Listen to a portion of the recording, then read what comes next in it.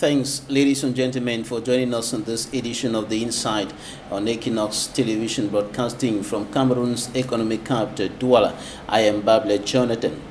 The Cameroon government gets into a war with the European Union Parliament over the deepening Anglophone crisis. The country's Minister of Communication and Government spokesperson Emmanuel qualifies resolutions of the European Union Parliament on the Anglophone crisis as biased, unfounded, with a hidden agenda. According to the government spokesperson, the European Union and other institutions are struggling to destabilize Cameroon, notably with regards to the Anglophone crisis. We're going to analyze this and other issues connected to the Anglophone crisis and, of course, the situation on the ground. We'll also take a look or continue with our series on the way out of the socio-political and security tensions hitting the two Anglophone regions, the northwest and the southwest regions of the Republic of Cameroon. Stay with us and meet our guest in some few seconds.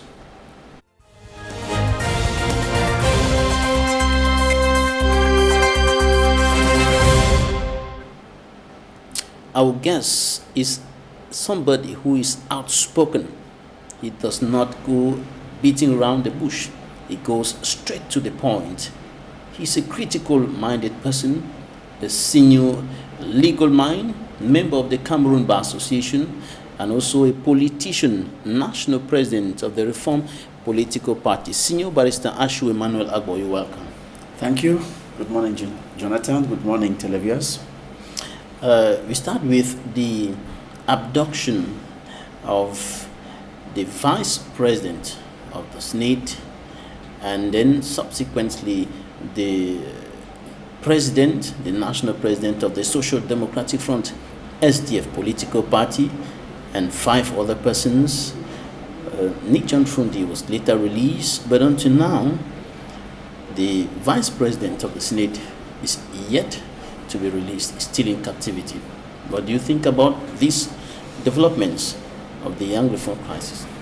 Well, the Anglophone crisis has always been downplayed by the government, who want Cameroonians to be convinced that nothing bad is happening. And it looks like the government thinks that the Cameroonians are students who have to be tutored, and we should listen to their own story and just cross our legs and wait for the situation to solve itself. But that looks like a very big error, because every day the situation is worsening, and this is a very serious case now because we have the Senate vice president. This is somebody who can be called up to take over from the head of state if there is a case of vacancy. She is kidnapped and the government does not even know her whereabouts. Nothing is even being said about it, and it is really disturbing. I think that it's high time this government sits up and does something better, because so far we see that they are not up to the task. We've been crying every day that a war, a war or the use of force cannot solve a political problem. The crisis has been caused by antagonism that has lasted as far as 1961. The Anglophones think that they are marginalized, and the Francophone brothers want to absorb them and make them Francophones. So after crying enough is enough, the Anglophones got up and some went into the bush to look for to seek for independence. You cannot in this type of situation try to solve the crisis by using the army. Senior state officials attacked, abducted, some of them tortured, and the authorities in Yaoundé say the situation is under control. Truly speaking, it is a situation of everybody for himself. How can we understand this paradox? It is a situation of everybody for himself, God for us all, because all the cases of kidnapping that we have been seeing, I have not known of a single one where the government actually obtained somebody's release. From the first a DO that was divisional officer who was kidnapped. The DO of Batibo? Of Batibo, and whether he's alive or is dead. Which the former Minister of Communication, Issa Chiruma Batkari, later announced that he was killed and so on. Till today, the government has not shown us what they did as an effort to release this man. They say he's dead, we have not seen the corpse.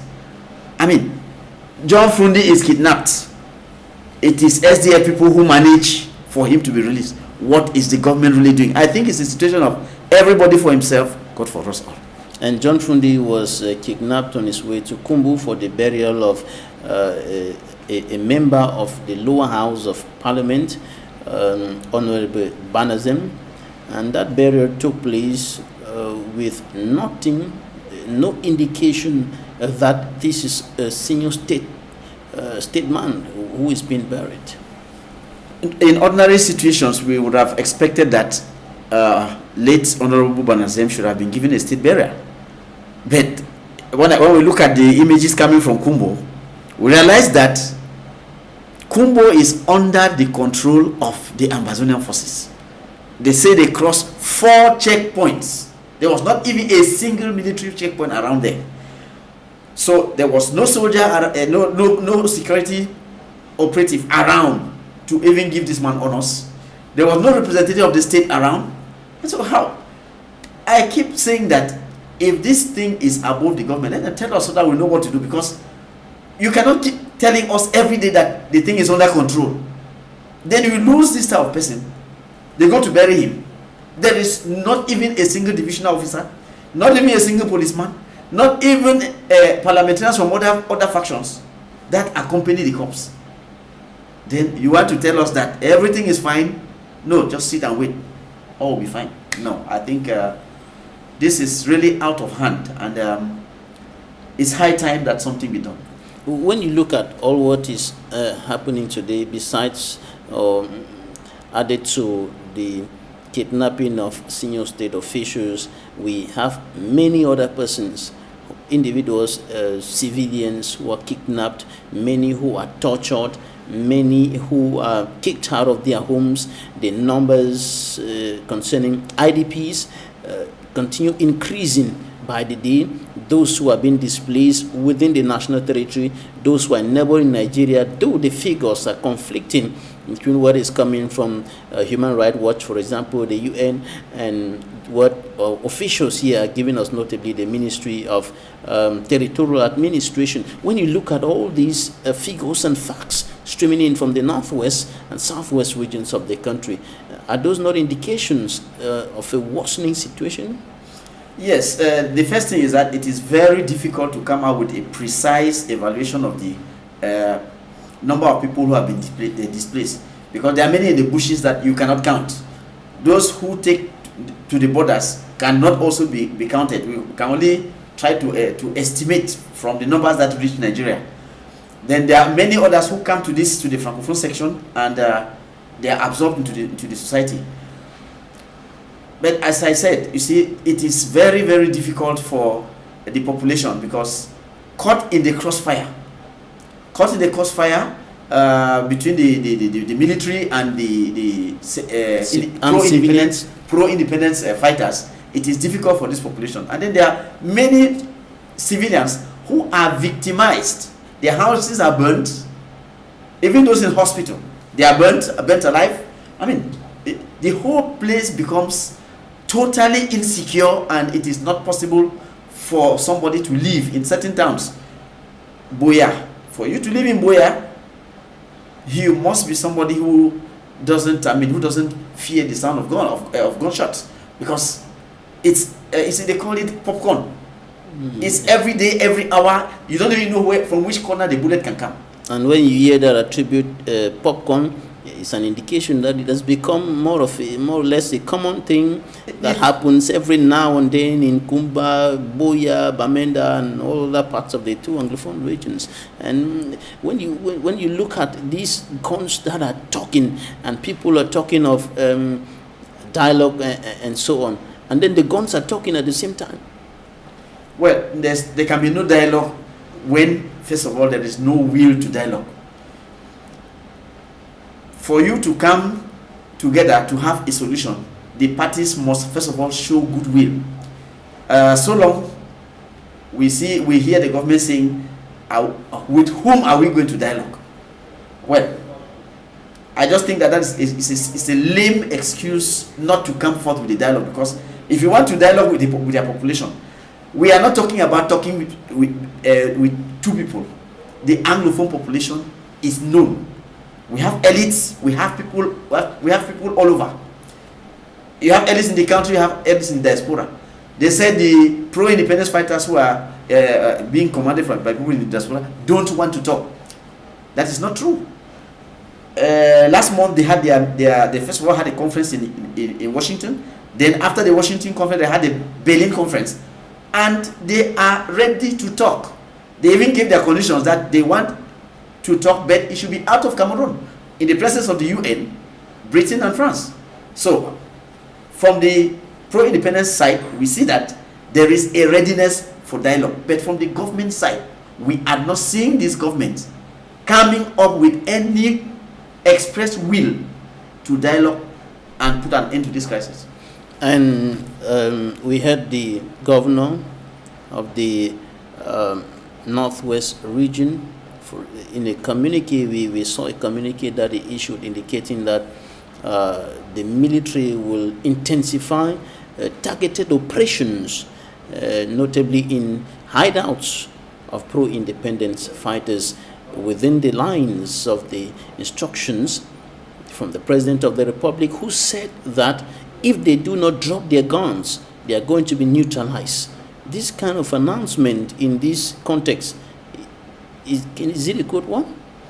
Well, you see, we have always noticed that the government will take decisions, and when they backfire, they now play the victim. In this particular case, we remember very well that the head of state, supported by the Senate, the Senate Council, the Senate top officials, who took to the streets to ask the government to declare war. They took to the streets, they marched. And when the head of state came from abroad, he actually declared war on his own citizens. Since then, it has been war. That they say there is no war, but it is war. You cannot declare war, then you say there is no war. They declared war, and the war is going on. So, at first they wanted to say that it was security operations. But when you look at the people in the field, the soldiers in the field, it is bataillon d'intervention rapide. That is rapid intervention battalion. A battalion is not a peacekeeping unit. We have been seeing even BIM, even this the people from Kutaba, they are all the ones in the field. Now that the whole world sees that it is actually the military that is fighting its own population, there is no way any person can say, no, this is not war, this is a security situation. And the whole what world, we hear them say is that we have the right as a government to defend our national territory. Yes, but is this defense of the national territory being carried out in compliance with the law? Are we saying here that part of the population has become an enemy, that you declare war on it? That is the problem. So if the governor of Northwest region comes out to say they are going to fish out the secessionists, I start asking myself, is there a tag on the face of secessionists, so that when you meet one in the street, you know that this one is the secessionist? Because so many civilians are being killed who don't even have arms. Targeted killings, people who, like, look at this American pastor who was shot. Was he also having guns? He was just passing. You see, that so many people are victims of this thing because it is difficult for the soldiers to know who is an independence fighter and who is not. The better thing would have been for them to go out after the people in guns. But since these people in guns are in the bushes and they cannot find them, they just go around in their blind operations, hoping to fish people out. You enter break into people's houses, remove them out, and the look at their atrocities, faces. Those that don't please you, you say you are a secessionist. And the atrocities that are being committed practically on a daily basis in the northwest and the southwest regions of the country is attracting international condemnation coming from different organizations. And the last statement, or the most recent statement on the Anglophone crisis, came from the European Union Parliament, which sent out a series of resolutions that have been rejected somehow by the Cameroon government. We're going to be taking a look at that. Right now, we're going to take a look at what the newspapers reported this week. The press review by For Me Armstrong Sander.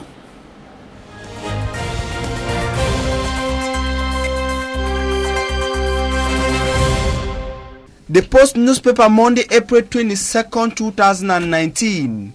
U.S. Embassy clarifies Nagy's remarks on Cameroon. The same edition said Atanganji's plans to repatriate fleeing funds and chiefs flops. The Star said a nation in crisis, international community draws sword on Cameroon. The Guardian Post, Yaoundé strikes back at EU over biased report. The Median asks if Vera Songwe bore UN confidential data to Biya. Eden, PM's first 100 days. The Guardian Post on Wednesday, April 24. EU resolution continues to ruffle Biya regime. FBI interrogates Ambazonia leaders over armed conflict in Northwest Southwest. The post-weekend edition, GCE board registrar presents facts, figures on 2019 session. Same edition in another article. Fear and trauma threatens University of Boya Football Club's participation at the 2019 Varsity Games. The Guardian Post, love affair triggers deadly tribal clashes in Obala.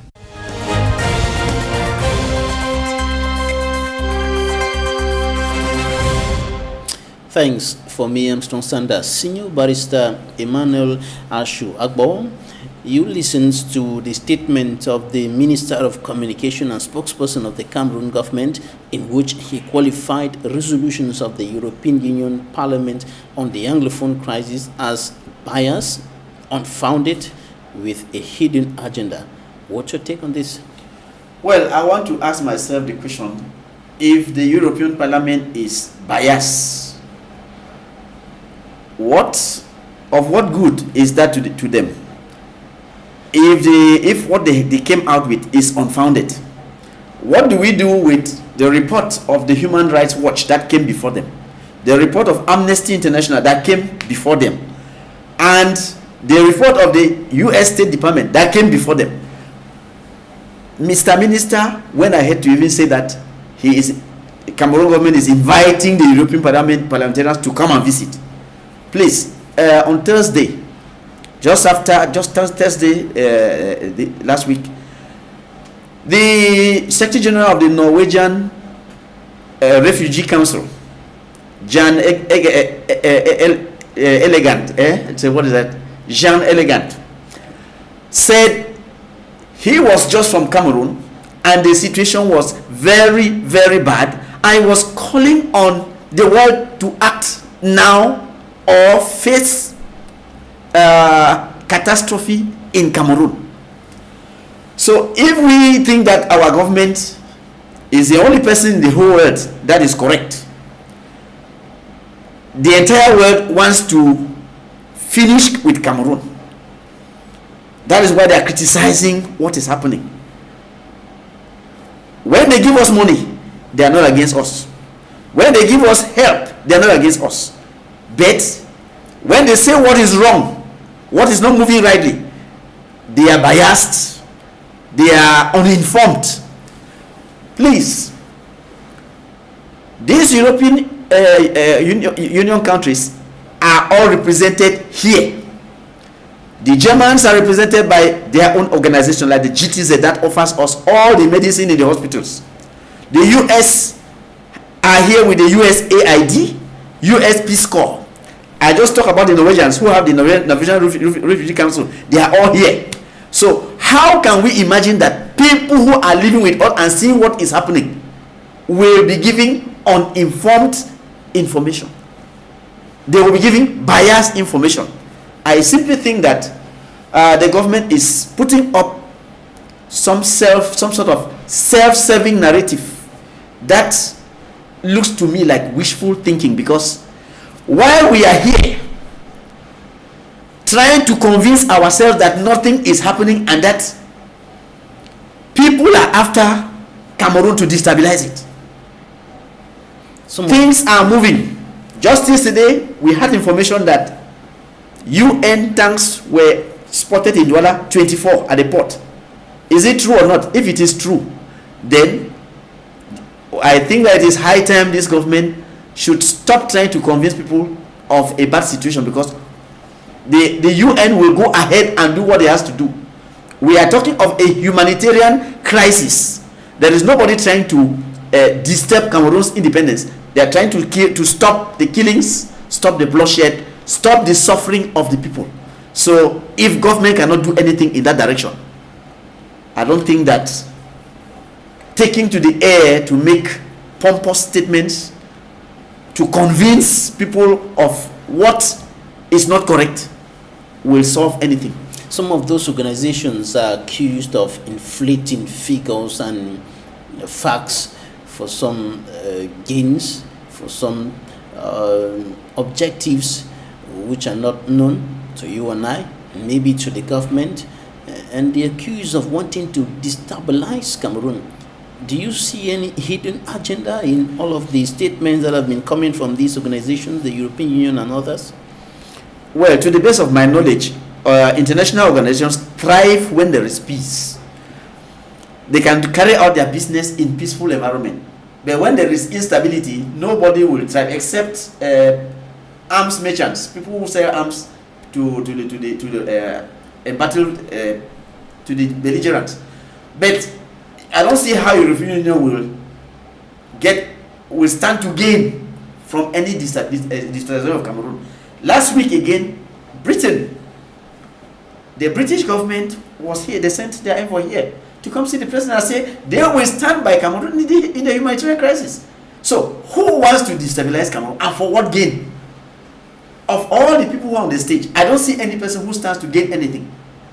On the contrary, if the instability continues and Cameroon's economy deteriorates and there is a collapse in our social system, then none of these countries that are friendly and partner countries will stand to gain anything.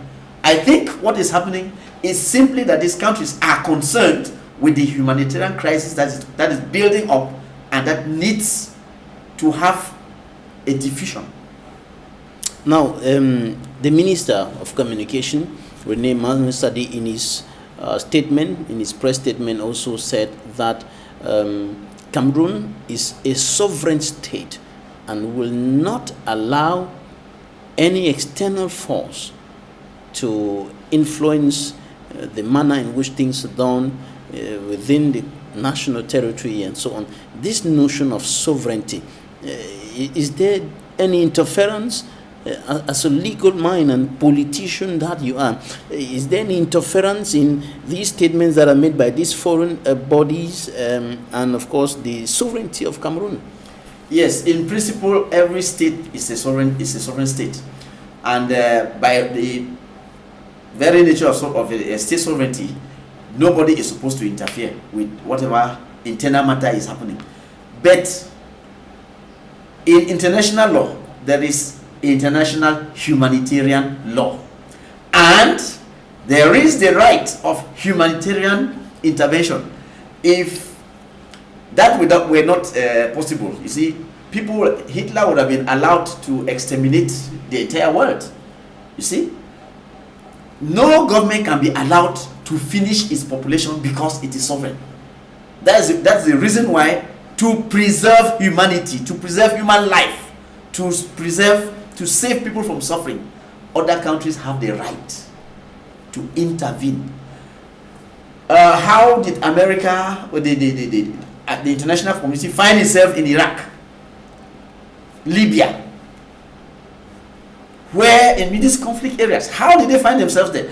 Each time some government is seen overtly to behave in a way and manner that the international community thinks that human life is at risk, they have the right to intervene to put an end to extermination.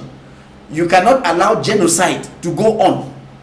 If you have proof that there's mass killing, there's mass suffering, then you have to stop the humanitarian calamity and forget any issue of sovereignty. Nobody is saying here that European Union is going to come and put a president in Yaoundé to govern Cameroon. Nobody is saying that United Nations is going to appoint governors in Cameroon. No, they are coming to say the crisis should be over. Let people sit and we discuss politically, and the matters are solved, and matters between us are solved peacefully. You cannot have a political problem, then you are solving it using weapons. As people normally say, when the elephants are fighting, it is the grass and the trees that suffer. So this population is like the grass and the trees that are suffering because of the fighting. And, and another issue that attracted, I want to say, angry reactions from Cameroonians, members of the civil society, politicians, concerns the military. What the military has been doing in the northwest and southwest regions of the country. Government says they are there to protect the civilians, to protect the territorial integrity of Cameroon, to ensure that there is a return to normalcy in the two Anglophone regions. But the accusations that are coming from the population, that are coming from national and international non-governmental organizations with regards to the atrocities that are being committed in the two regions, and the Minister of Communication says the military has been professional in the discharge of its duties. Well, I think our ministers should learn to tell the truth. It is the duty of the military, of the army, to protect. First of all, well, it's the duty of the security forces to protect. The military know only one language: killing. When the military comes, it is the military is not a security force. The military, they come, they are not peacekeepers. They come, their work is to kill. So when you send soldiers on the field, they are supposed to walk by the canons of their profession. That does not mean that when they are in the field, they actually respect what they are sent to do. No government in its right senses will ask soldiers to go and kill people. But we should understand that when these soldiers are in the field, there are things that on the spur of the moment they can do without getting leave from the hierarchy. Let me take a simple example. Three soldiers are moving. Two of the colleagues fall down. One is standing, and he sees, in the rage that he has lost his colleagues, he takes his gun and starts shooting rampantly. Will you say that it is his hierarchy that ordered him to behave that way? Normally, he's supposed to keep a cool head and think before he acts. But because of the situation in the field that he has just seen his colleagues fall, he will lose. It's possible for him to lose control and behave abnormally. So what we find abnormal in this case is that the government always tries to justify actions of the military that they don't command. They don't have the command of what is happening in the field. Look at what happened last week in Bamenda, where we saw video images of soldiers breaking into shops. Is it a minister who ordered that those type of soldiers go misbehaving that way? How can a minister take on the airs to defend that type of behavior? That people who are breaking into shops are acting professionally. That's not possible. So they should try to stick to the truth. It is, there is no harm in saying that, well, they went off track. But you don't justify the unjustifiable. People, to err is human. To err is human. The soldiers can be mistaken. When they go burning houses, at first they said, no, they got on until a general said, we only burn houses in which we find arms. And they had to come out with satellite images showing people burning houses. So now, you see, these are things which you should not do if you know that they are not good. Because there is a backlash. And that is a backlash coming now from the international community that sees all those activities from satellite images, from the people who are with us. They are here, they see, and they report. So we cannot cry. What do you think about the silence of the parliament? The Anglophone crisis has been mentioned in some speeches, a few times by some officials of the National Assembly and the Senate and so on, but the Social Democratic Front has been pressing for this issue to be put on the agenda as a matter of urgency, to no avail. And when the European Union speaks, the National Assembly President, the Senate President, they all stand up to criticize the European Union and support the government and institutions that are supposed to be checking government action. Well, Parliament normally speaks through parliamentary commissions. Before the Parliament makes a statement, that statement must be backed up by a report from one of those commissions. But in our own case here, paradoxically, the Senate has graced us with vuvuzela sessions. Each time STF senators and parliamentarians get up to ask that the Anglophone crisis be put on the agenda, we see vuvuzelas coming out and they give us a pitiful situation that humanity rarely sees in parliament. Now, when it comes to when their Gary seems to be threatened, they stand up to say that European Parliament is not informed. Mr. Senate President, Mr. Speaker of the House, when did you get the information about the things that are happening in the ground? Since we talk to you in Parliament, Mr. Speaker, you never listened to him. You never created any committee to probe into this matter. How did you get your information that is making you the Speaker of the House to have more information, to be better informed than the Europeans who have their people here and who have been carrying out investigation behind your backs? I think that we should respect our positions. A speaker should not get up. It is not a matter of sentiment. You have to speak for the people.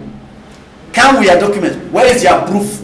You should have reports from parliamentary commissions, which you have. The commissions are there. Ask those commissions to go down to the field and come up with a report that you can present to the public.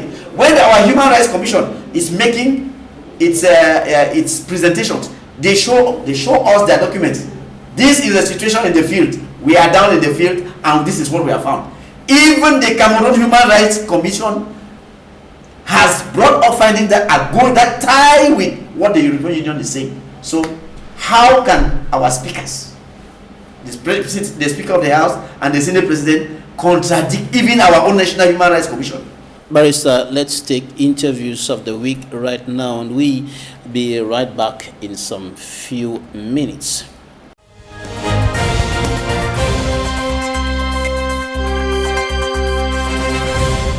We cannot deny the fact that there's war going on for 3 years now. We cannot deny the fact that there's a lot of unnecessary killing of civilians and the military people for a war that is uncalled for. We cannot deny the fact that children are not going to school and that there have been burning of hospitals, schools and many other things and a lot of destruction. But we also must say that when these things are going on like this, you know, everybody who is concerned, be it a Cameroonian, a European, American or Indian, would want to see some kind of peace.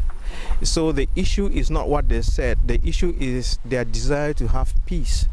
And they are looking for ways and means of us having that peace. And the UN and everybody, when this thing started a long time ago, prescribed inclusive dialogue. And what we can also say is that that dialogue, as expected, has been absent up till now. And we will say and say it again that where we are today is not an accident. It's not an accident in the sense that, you know, the adage which goes that a stitch in time saves 9. If you have a wound and you don't treat it on time, it's going to become a large sore. And therefore, what started as a wound today is a large sore. And whatever treatment we have been giving to it has not been effective. And that's so people are looking at where we started and where we are today and saying, look, this thing is becoming a chronic sore, and if nobody pays attention to it, it will become cancerous. and therefore we can but say that people are concerned and are genuinely concerned that's a problem, and whatever solution, what they are saying is that whatever solution has been brought to this problem, the solution doesn't seem to be working, and therefore they are saying change your methods, reassess what you have been doing, reassess the whole problem again, try to understand it, because sometimes you think you have understood a problem, then you bring a solution to it, but you realize that you're bringing the wrong solution or using the wrong tools. So it's time for you to step back, especially if a lot of people are complaining about it. Step back, reassess the whole situation again, ask yourself some tough questions and find out whether you are dealing in truth, and then if there's anything to be corrected, you correct that, because if you don't, the problem would persist and nobody's interested in the deaths of others, because as long as we keep on doing the wrong things, people are dying and the blood of those people is on our hands. A lot of people are suffering and children are not going to school, and the problem is only becoming more and more difficult. So I think it's time that we reassess the problem, try to understand it, try to apply other healing techniques to it, and I think it should work. Yeah, so you think it would have been all the chiefs will match with a pancart indicating their village and their population follow behind. We see all our brothers and sisters coming from Northwest and Southwest in this church. They are glad, and there is hope in their face and in their mind. And we know that with all our prayers, God will do something. Our nation is a nation of God, and we're hoping that with this resurrection of God, of Jesus Christ, we have peace in our country. Both women and men are peacemakers, but most often the society wants to put it like it's only a woman that is a peacemaker.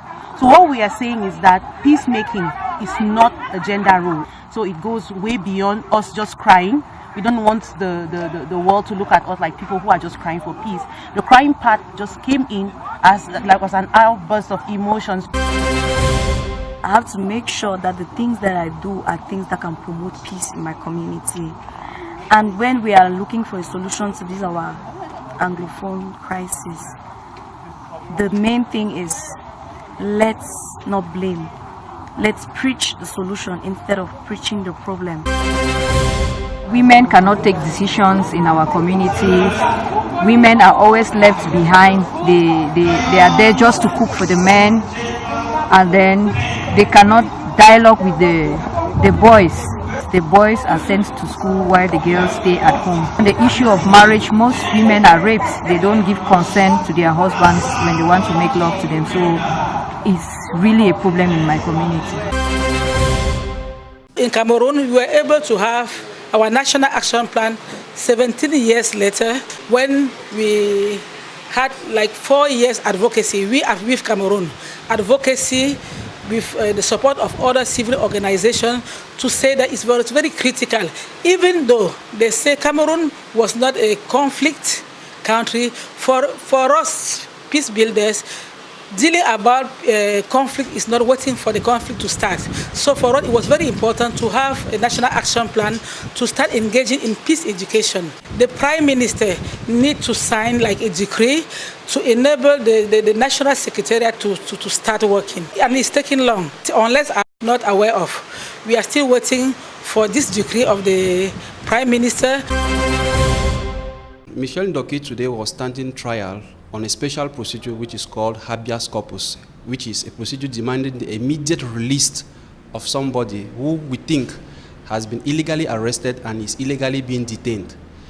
So it was a shock for us lawyers that the accused or the suspected person, Michel Ndoki, was present before the court, but before the judge, there was no file warranting the arrest of Michel Ndoki and her remand into custody. So the judge on such circumstances cannot proceed because he has two elements that can move him to permit lawyers and the state prosecutor to bring forth their debate. Yes, Michel Ndoki physically was present in court, but her file warranting that she should be in custody was not present. So We don't know under which circumstances she was arrested, whether there was any warrant of arrest, and even there was it regular, and her remand in custody, is it legal? So with all those lapses, the judge had no other option but to take another date to enable that those who are holding her into custody should be able to produce to him those two documents, that is, the warrant of arrest and the remand warrant, which permits them to keep her in custody. Yes, the prison superintendent is supposed to produce the document warranting him to keep Michelle Ndoke in custody. In that same file, in that same line, the state prosecutor or those who initiated her arrest, obviously under the supervision of the state council or the military prosecutor, have to present the warrant of arrest that permitted them or that permitted the police to arrest her.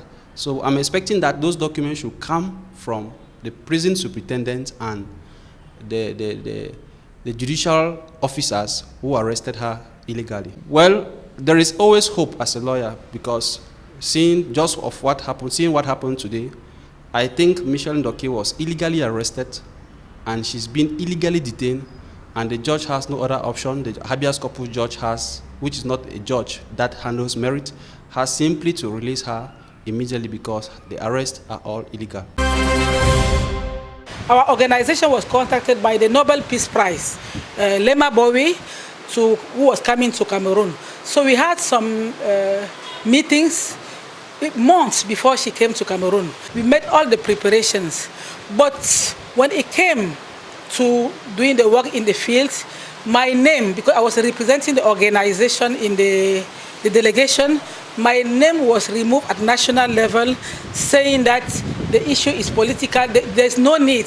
Why is it important to have such an organization in the delegation? You cannot conduct a study to know the impact, to support a country, to have a national action plan. Then you are out of a delegation because you don't feel it's important. No, there is a problem. Because we were at the beginning of the process, we were better placed to support this woman while she was in Cameroon. But in Cameroon, we were told officially that it's politics, it's very political. The peace issues in Cameroon are now being political. No. They are not considered as political issues. No, you cannot take them as political issues when people are dying on the field. It's not about politics. It's not about diplomacy. Women are dying, children are dying, and they need of concrete action. And the last one I can mention are physical threats. I can make physical threat because our office has been broken so many times. Yes, and then we are worried because each time they are broken, they take our computers, they take our USB keys, external hard drive, and they even came to my house and broke my house. They stole all the computers, including the computers of my children. So I feel that, I don't know what is the issue, but it's not at random. But they'll come to the office, they'll even see, very important, but they will not take it, but just take computer, USB key, external. So we feel, these are some of the challenges. We feel threatened in the work we do because we are kind of associated to either political party or we are working for the outside world. The means are already present.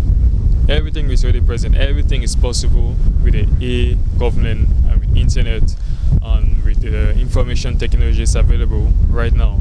The only issue is the problems with the people in hand, the people governing and the people taking commands.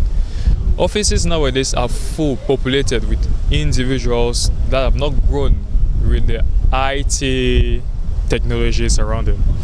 Because of that, they tend to not understand what exactly is e-commerce, what exactly is digitalization.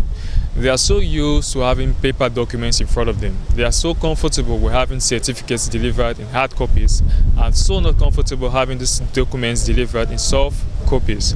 So first of all, a sensibilization has to be done in order for these individuals, because they are our parents, so basically I cannot just talk to them anyhow, but a sensibilization has to be done in the way of teaching them that exactly hard copies and soft copies certainly have no difference whatsoever. Next thing is that the tools are already available, the infrastructure is already available, and there's nothing really stopping Cameroon from moving forward into the digital age. This platform is intended is a prolongation of the activities which we are had in Yaoundé. is intended to have credible and transparent elections, because at the end of the day, what is important is social cohesion, and our intention is, in line with the dispositions of Article 11.2 of the Electoral Code, we intend to harmonize our different points of view in which to attain a period where we can have acceptable and credible elections in the Republic. The United Nations will bring his experience and his expertise in this platform, in this structure, in order to put it in place and in order to make it functional at the national and at the local level. We will give some building capacity. We will also focus on assisting those platforms in order to make them functional, and also to give them a real concrete and a real action plan in the field.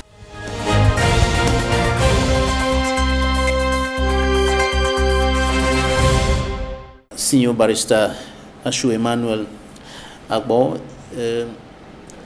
the President of the Women's International League for Peace and Freedoms, Cameroon, Sylvie Jacqueline Dogmo, says peace issues in Cameroon have been politicized, and that is why a return to normalcy is becoming quite difficult because of the politics that has been brought into the whole thing. What do you think about the struggle to restore peace and political interest, political maneuvers that have been brought into the whole issue?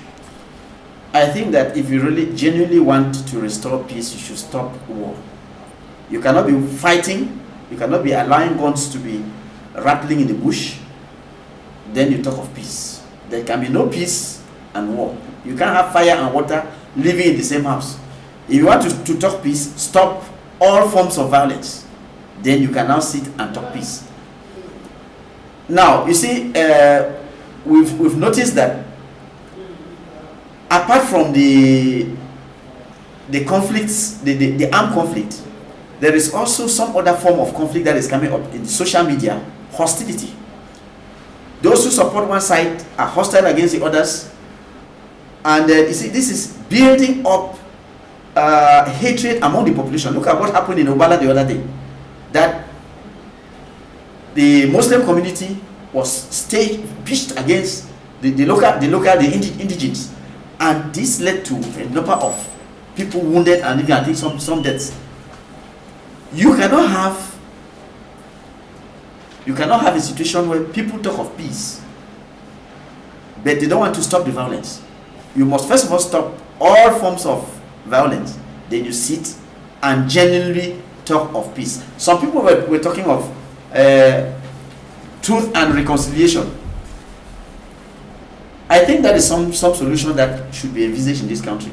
But first of all, we have to admit that it is a necessity for us to sit down together and discuss our issues, discuss all the issues that concern our country. I don't think that politicizing a return to normalcy will help anybody.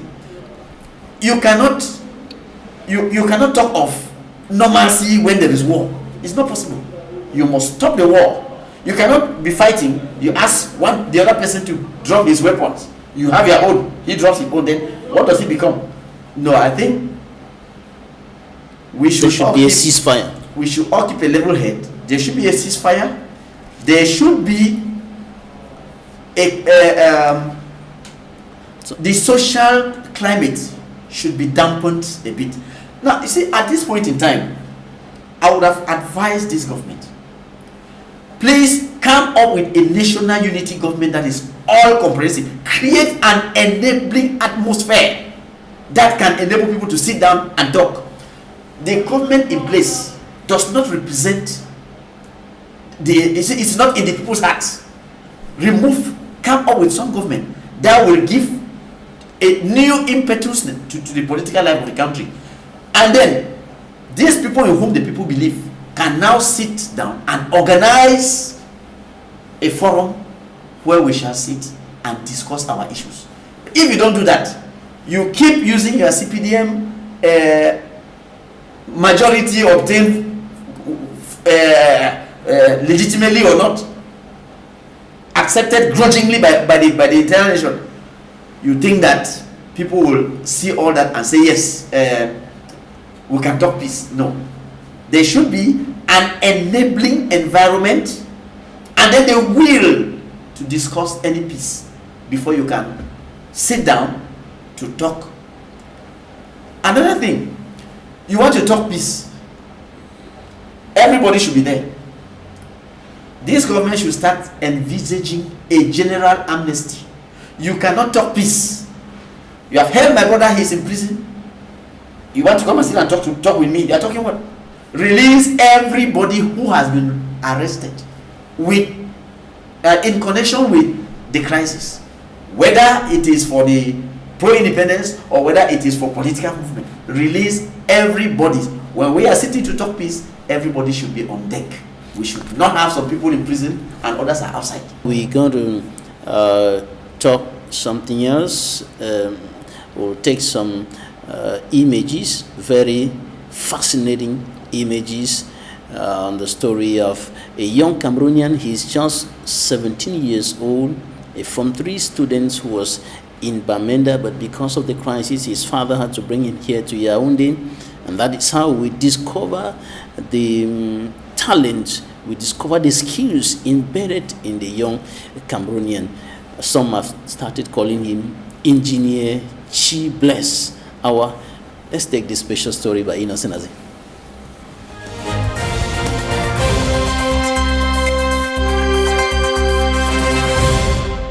He is one amongst many others with architectural engineering skills displaced by the Anglophone crisis. Our Blaise, 17 years old, was forced out of school in Form 3 in Bamenda by the armed conflict. He has been residing in Kululun Douala for a month now, but not idle.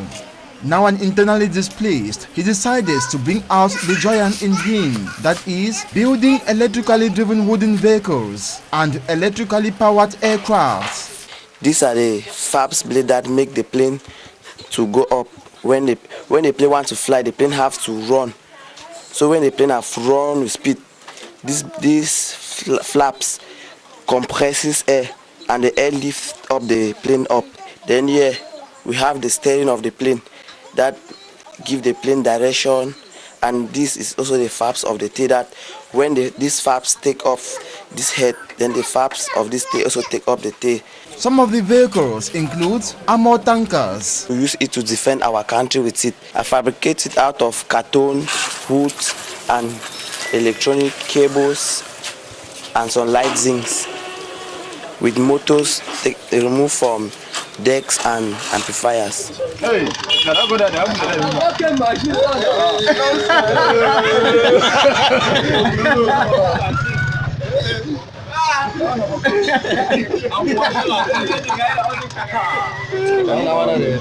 bulldozers. So this is 2-in-1 caterpillar.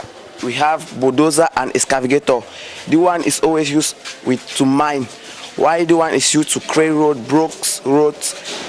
Then this one is used to mine something very far down inside the ground. Things like cement material, we have some iron material, sand, stone.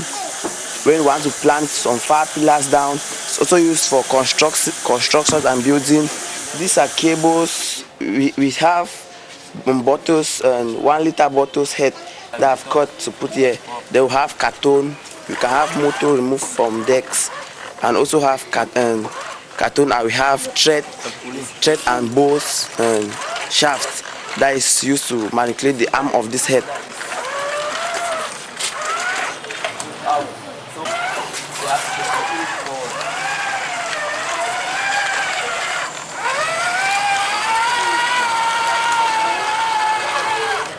This one is a stamper. When we are fixing a road, we use it to make the road smooth, well pounds, so that when the road is being constructed, so that it will not have too much pothole. We are seeing potholes on road. It's just that road is not being stamped very well. Then this is a gear system. that supplies power to the machine. We also have the vibrating system inside that make the machine to apply force to compress the ground to be strong. This one is a front loader, so this one is used to load a camion when they have mined things like grants. Here to load a truck. This is the gearbox of this front loader that is applying force for the wheels, for this chain to turn around on this wheels.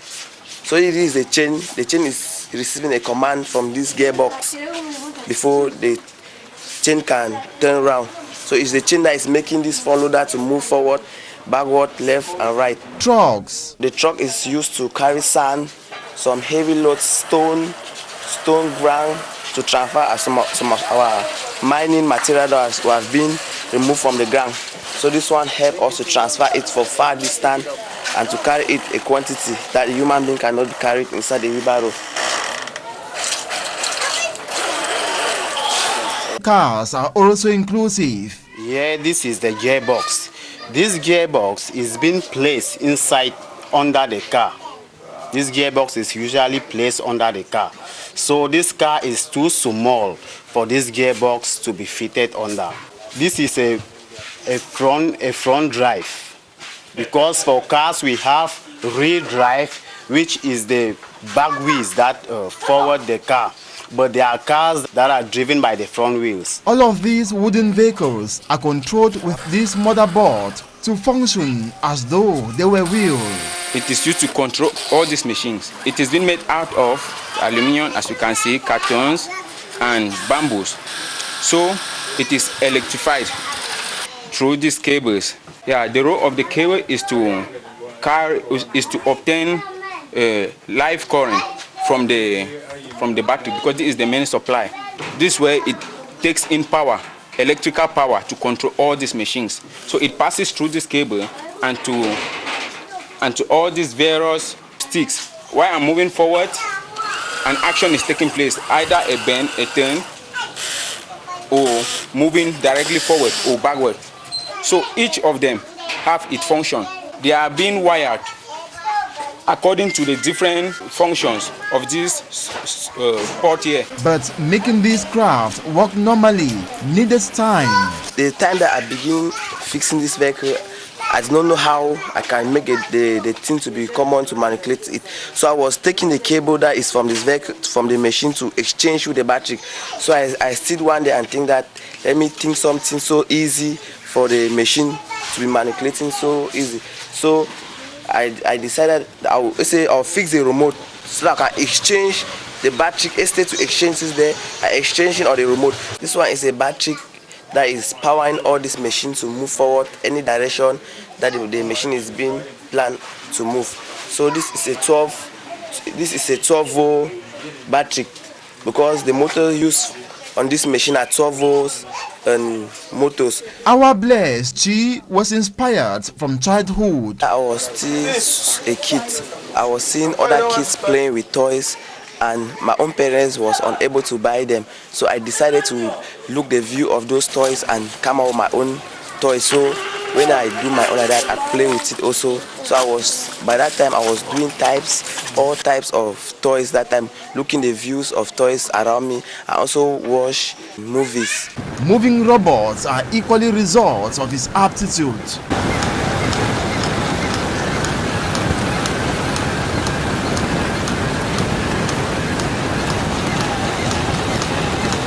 He had also admired science that gave birth to magnificent technology. Blaise did not limit himself admiring planes fly, bulldozers and caterpillars doing incredible works, and so on, but to build his. When moving the town, I see machine working somewhere, building machine. At times seeing planes fly over the city, our town. Blaise, a mentor to Ndia Roland, was encouraged by his elder brother to develop such a creativity. This one is a stamper. My elder brother see the thing was so serious, so my elder brother was behind me, forcing me to do it. So this is why I've discovered myself, come out with those machines. Yes, he created an helicopter and tests the helicopter and tested it without remote. So the helicopter just flight and went. he never find it again. It just lost in the sky.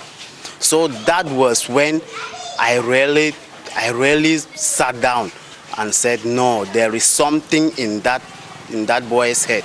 Moral support also came from his parents. Anything that you both see that it can be the best for him, I will not refuse. I will accept. Because even to go to training, he can still be going to school. I'm looking forward to do those machines in a very great way with iron, some good materials that are more better than the one I'm seeing. Our blessed tree now hopes to work with car manufacturing companies or something more.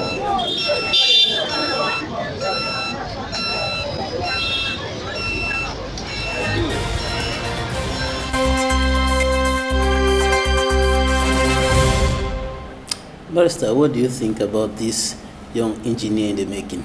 That's a genius. It's a genius. I think these are the type of children that have to be taken and sent to some good polytechnic and given adequate training to come out and do better than we're seeing. That's a real genius. All right. The last word before we go concerning the Anglophone crisis. Well, we just pray God Almighty to help our country. We have just one country. We should all put our hands on deck and do everything possible so that this country remains a safe place for everybody. We should forget our egoistic and egocentric tendencies and put the general interest in front, put the interest of Cameroon in front, forget all forms of jealousy, all forms of attempts to dominate our brothers and sisters, and do things that can enable Cameroon to stay united and strong. Senior Barrister AGBOR Emmanuel ASHU, member of the Cameroon Bar Association and national president of the Reform Political Party. Thanks for coming. You're welcome, sir. Thanks, ladies and gentlemen, for staying with us. That's it for today.